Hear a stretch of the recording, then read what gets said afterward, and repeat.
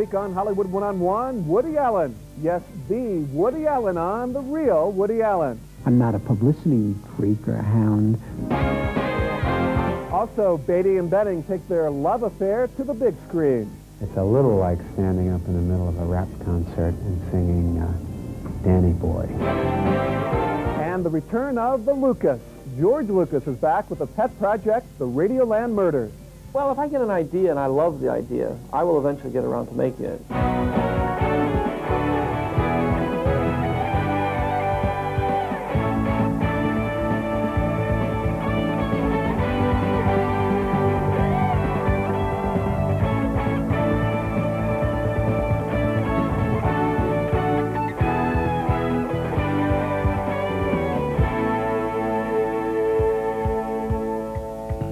Hi, and welcome to Hollywood One-on-One. I'm Scott Patrick. First up, the first television interview from Woody Allen in 17 years. The 58-year-old Oscar-winning writer-director is breaking a self-imposed exile from the press. And obviously, it's not because he's getting too little press. Allen's name has been in the headlines for the last 2 years following his breakup with Mia Farrow and take-up with her adopted daughter. In between dodging bullets in the tabloids and in the courts, Woody Allen has been working on Bullets Over Broadway. His new film marks a new relationship with Miramax Pictures. For our first take, meet Woody Allen, one-on-one. I'm an artist, and I won't change a word of my play to pander to some commercial Broadway audience. Woody Allen sets the stage for his latest comedy on Broadway. Now, let me tell you something, kid. That's the real world out there. And it's a lot rougher place than you think. In Bullets Over Broadway, John Cusack plays a playwright whose art is more important than his success. That is, until his latest play is given the chance to take center stage on Broadway. The only catch, he must cast the worst actress in New York. Don't tell me you still think the world revolves around You? you. I don't think her spinal cord touches her brain. Bullets Over Broadway is about selling out, something Woody Allen has never experienced firsthand. Ever since he first started making films, he's had final say on the final product. I haven't been tested, so it's great. I don't know how I would respond if I was tested. I've been very lucky from day one in the film business. No pressure's ever been put on me. I've had complete control of my films, always. No one ever said to me, you know, you have to change this, or you can't do this unless you cast this actor. So I've never been tested. If I was tested, if someone came to me and said, you know, would you do this for $10 million, or would you make this change or something, I hope I would react with courage and not. But who knows? I'm just lucky that that I haven't been in a crucial situation. Hi. Glad you could put in an appearance. I got 2 Very minutes. good. I got 2 minutes. Woody Allen rarely puts in a public appearance. The last time he did interviews to promote a film was in 1977 for Annie Hall. Now, 17 years later, Allen has a new reason to come out in public, to show he's not the person people think. I don't know, they think that I'm reclusive. You know, I'm not so reclusive. I'm not a hermit or anything.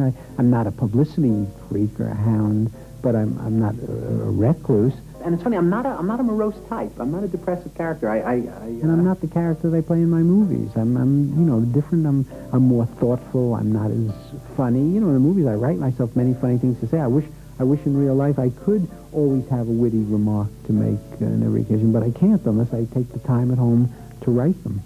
The last 2 years of Woody Allen's life could not have been any worse if he wrote them himself.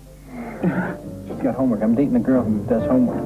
I'm so humiliated. I don't know what to say. Could you have ruined yourself somehow? How could I ruin myself? I don't know. You think we'd ever break up? Allen's breakup with Mia Farrow and his ongoing relationship with Farrow's adopted daughter have proven life sometimes does imitate art.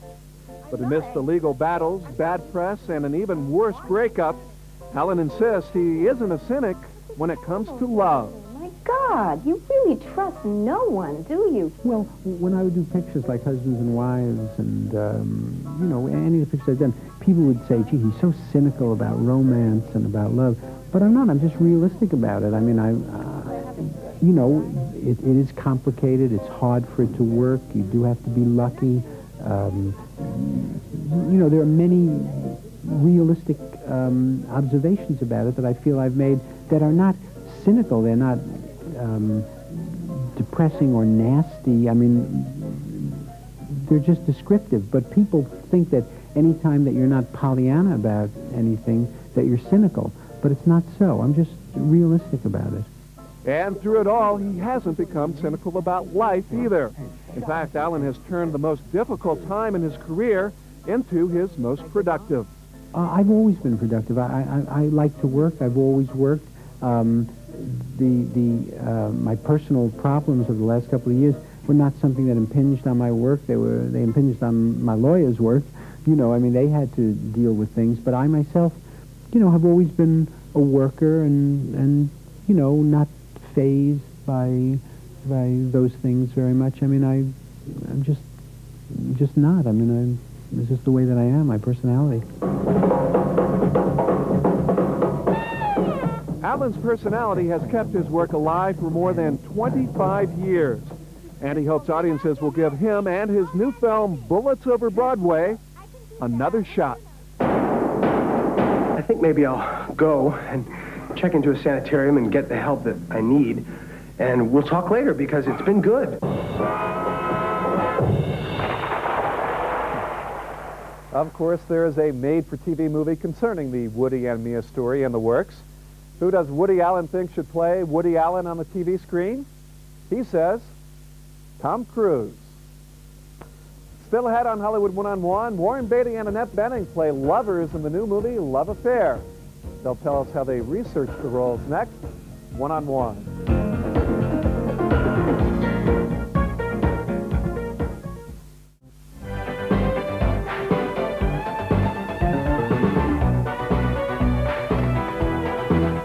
And welcome back to Hollywood One-on-One.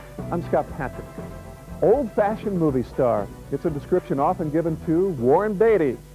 Self-absorbed control freak is another description, but that's another story.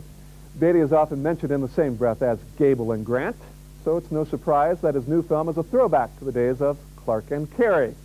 It's Love Affair, a remake of a remake starring an actress who's having a love affair with Warren Beatty, the lovely and talented Annette Bening. Here's a preview of the on-screen, off-screen love affair between Warren and Annette, Beatty and Bening. One-on-one. You have a date, my beloved, July the 1st at 5 o'clock. But you don't say where. Will you name the place and I'll obey? I don't know. I can't think. How about the top of the Empire State Building? Oh, yes, that's perfect. An Affair to Remember was a perfect romance, made in the days where true love could be found at the top of the Empire State Building. Those were the days when people knew how to be in love. Sleepless in Seattle put An Affair to Remember back on the map.